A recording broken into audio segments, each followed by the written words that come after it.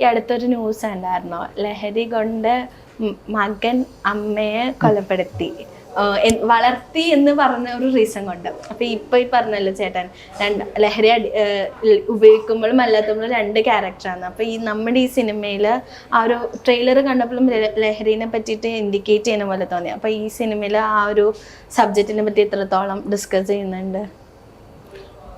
ലഹരി ഇപ്പം നമ്മൾ ഈ സിനിമയിൽ ഇപ്പോൾ കാണിക്കുന്ന കാര്യങ്ങളൊക്കെ അനുകരിക്കാൻ നോക്കിക്കഴിഞ്ഞാൽ ഇപ്പം പുതിയൊരു പടം ഇറങ്ങിയിട്ടുണ്ട്, അതിനകത്ത് എന്തൊക്കെ കാണിക്കുന്നുണ്ട്, തോക്കുകൊണ്ട് വെടിവെച്ചുകൊണ്ട് നടക്കുന്നുണ്ട്.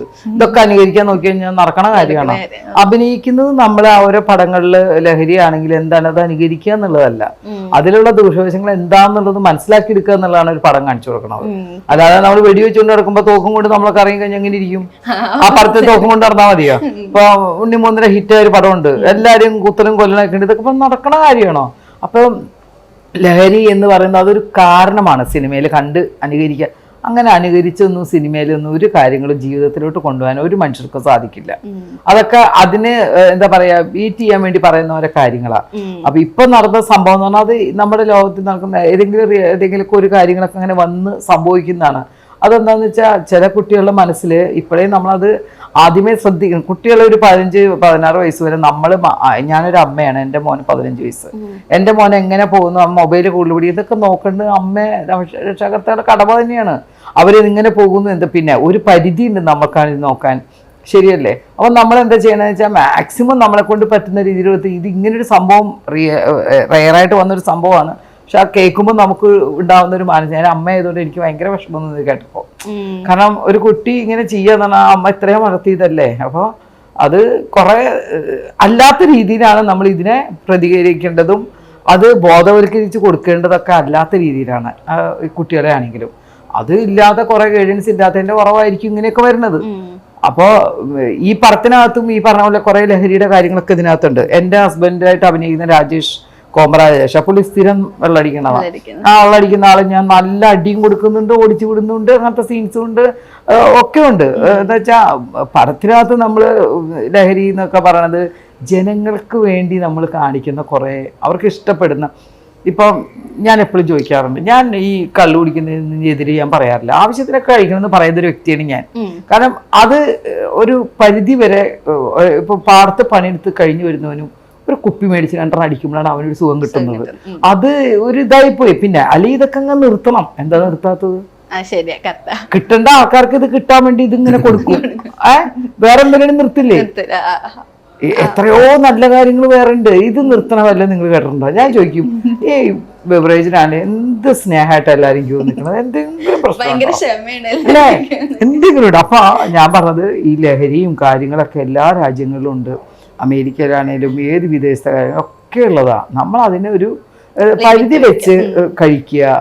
കുടുംബത്തിനെ നോക്കുമ്പോഴല്ല. ഇപ്പൊ എൻ്റെ വീട്ടിലാണെങ്കിലും ഞാൻ കഴിക്കുന്നതിനൊന്നും ഞാൻ എതിർപ്പില്ല, ഞാൻ വേണ്ടി മേടിച്ചു കൊടുക്കുന്ന ആളാ. കാരണം എൻ്റെ വീട്ടിൽ അങ്ങനെ ഒരു പ്രശ്നമൊന്നുമില്ല.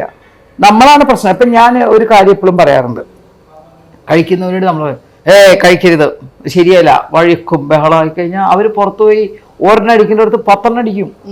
ആ നേരം നമ്മൾ വീട്ടിലൊന്ന് പറഞ്ഞു നോക്കി, ഇവിടെ നിന്ന് കഴിച്ചോ, ഞാൻ ചിക്കൻ ഉണ്ടാക്കി തരാലോ.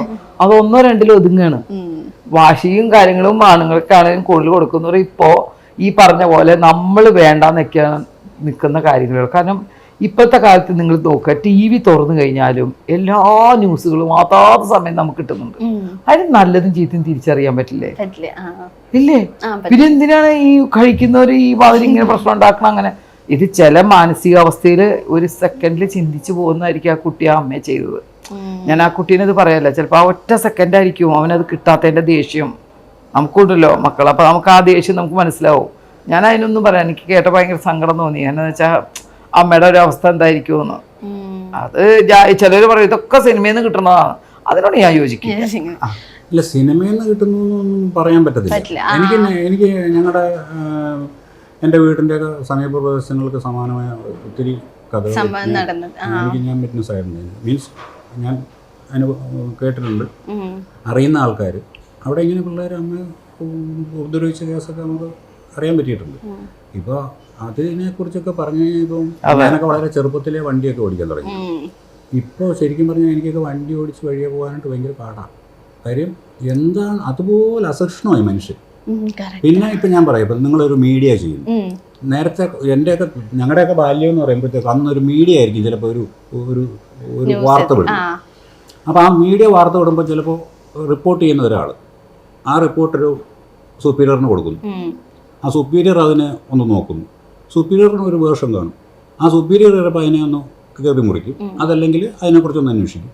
ചിലപ്പോൾ ഈ റിപ്പോർട്ടറുടെ വേർഷനായിരിക്കും അവിടെ വന്നിരിക്കുന്നത്. അത് പൂർണ്ണമായിട്ടും ആ രീതിയിലായിരിക്കത്തില്ല വാർത്ത കൊടുക്കുക. അത് കഴിഞ്ഞാൽ അതിനൊരു സുപ്പീരിയർ ഉണ്ടാവും, അങ്ങനെ എഡിറ്റർ ഉണ്ടാവും. അപ്പോൾ അവർ ഇത് പലരുടെ ഒരു സംഭവമാണ്. ഇന്നിപ്പോൾ എന്ന് പറഞ്ഞാൽ ഏതെങ്കിലും ഒരു ഫേസ്ബുക്ക് അല്ലെങ്കിൽ ഇതുപോലുള്ള ഈ മിക്ക ആർട്ടിസ്റ്റുകളും ഇപ്പോൾ ഫേസ്ബുക്കൊന്നും വലിയതായിട്ട് ഫോളോ ചെയ്യുന്നില്ല. എന്തുകൊണ്ടാണെന്ന് വെച്ച് കഴിഞ്ഞാൽ ഇതിനകത്ത് ആർക്കും കയറി എന്തും പോസ്റ്റ് ചെയ്യാം. പിന്നെ അത് പോസ്റ്റ് ചെയ്ത് അടി വരുന്ന കമൻസുകൾ വായിച്ചു കഴിഞ്ഞാൽ ഇവർക്ക് വീട്ടിൽ ആൾക്കാരില്ലെന്ന് നമ്മൾ ആലോചിച്ചു പോകും. അതുമാതിരി പദങ്ങളാണ് പ്രയോഗിക്കുന്നത്. അസഹിഷ്ണുത ഭയങ്കരമായിട്ട് കൂടി മനുഷ്യൻ. അതൊരിക്കലും സിനിമ കൊണ്ടുണ്ടായതാണെന്നൊന്നും ഞാൻ വിചാരിക്കുന്നില്ല. പിന്നെ അതിനകത്ത് അതിന് വരുന്ന കമൻറ്റുകൾ എന്ന് പറഞ്ഞു കഴിഞ്ഞാൽ ഓരോരുത്തരും ഇപ്പം ഞാൻ കാണുന്നതും ഞാനൊരു കമൻറ്റ് വായിക്കുന്നു, അല്ല ഒരു വാർത്ത വായിക്കുന്നു, അതിൻ്റെ ഞാൻ കാണുന്ന വേർഷനായിരിക്കത്തില്ല പ്രിയയുടെ മനസ്സിൽ അന്നേരം കിട്ടുന്ന വേർഷൻ. അപ്പോൾ ഓരോരുത്തർക്കും അവർക്ക് ഡയറക്റ്റ് ഇതിനകത്ത് പോയി അവർ കമൻ്റ് അങ്ങ് ഇടുകയാണ്. ഇത് വായിക്കുകയാണ് കുറേ പേര്. അപ്പോൾ സിനിമ ഇറങ്ങുന്നു. എനിക്കിഷ്ടമില്ലാത്ത സിനിമ കാണും, ഇഷ്ടമുള്ള സിനിമ കാണും. അപ്പോൾ എനിക്കിഷ്ടപ്പെട്ട ഒരു ഫാക്ടർ അല്ല എന്ന് തോന്നിക്കഴിഞ്ഞാൽ അതിനെ നിശ്ചിതമായിട്ട് ഉപയോഗിക്കുന്ന വാക്കുകൾ വരെ വളരെ മോശമായ വാക്കുകൾ ഉപയോഗിക്കുക.